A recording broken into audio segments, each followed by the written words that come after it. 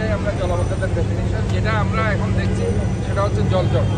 জলজট যখন আপনার বৃষ্টির পানি পড়তে থাকে, অটোমেটিক্যালি এগুলো যখন বৃষ্টির পানি না থামা পর্যন্ত এগুলো যাওয়ার সুযোগ পায় না, কারণ কন্টিনিউয়াস যেহেতু আমাদের জলাধার নেই, জলাশয়গুলো নেই।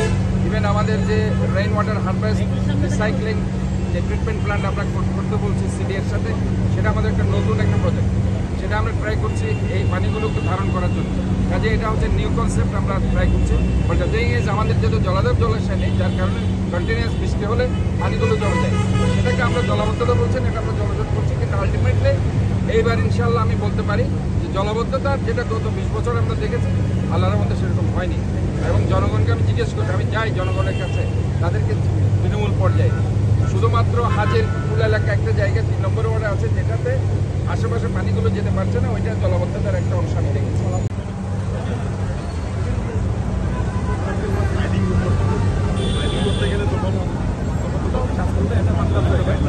আগেই যাবে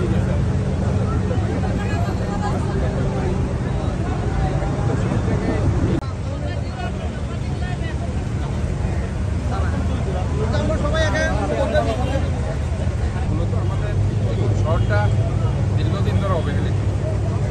আমরা পুরো এলাকাটা যদি আমি বলি, শুধু শীতলঝর্ণা খালের এই ব্রিজটা না, পুরো এলাকাটাই অবহেলিত। এগুলো আমরা আস্তে আস্তে একটা কাজ করছি।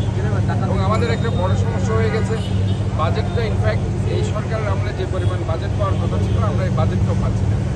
এখন এই যে ব্রিজটা, আজকে যদি এই ব্রিজটার কথাই ধরুন, তাহলে এটা কিন্তু 6 মিটারের একটা ব্রিজ, 20 ফিটের। এটা আমাদের এখন 60 ফিট করতে হবে।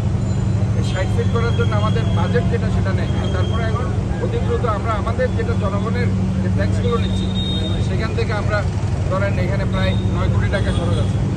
এটা আমি দ্রুত এই 5টা এখন করে দেবো, ওই 5টা আমাদের করতে হবে পরে। তবে যে জিনিসটা হয়েছে, আমি এটার আসল কারণ যেটা হচ্ছে, এটা আরও সময় হয়তো লাগলো, এটা হতে। বাট আমাদের যে নগরের যে এখন যে জলাবদ্ধতা প্রকল্পটা আমরা প্রায়োরিটি দিয়েছি, জলাবদ্ধতা প্রকল্প প্রায়োরিটি দেওয়ার কারণে আমাদের যে 34 ব্রিগেড, আপনারা জানেন চট্টগ্রাম উন্নয়ন কর্তৃপক্ষের যে ইঞ্জিনিয়ারিং ডিভিশনটা আছে, আর্মি ইঞ্জিনিয়ারিং ডিভিশন, ওনারা শীতলঝর্ণা খালসহ মহেশ খালসহ সব থেকে ভালো কাজ করেছে। এবং এই খাল খননের কারণে এই এলাকাতে আগে একসময় পানি উঠতো, আপনারা দেখেছেন সমস্ত ইন্ডাস্ট্রিয়াল বেল্টে পানি ঢুকে যেত। এবার ইনশাল্লাহ পানি উঠেনি।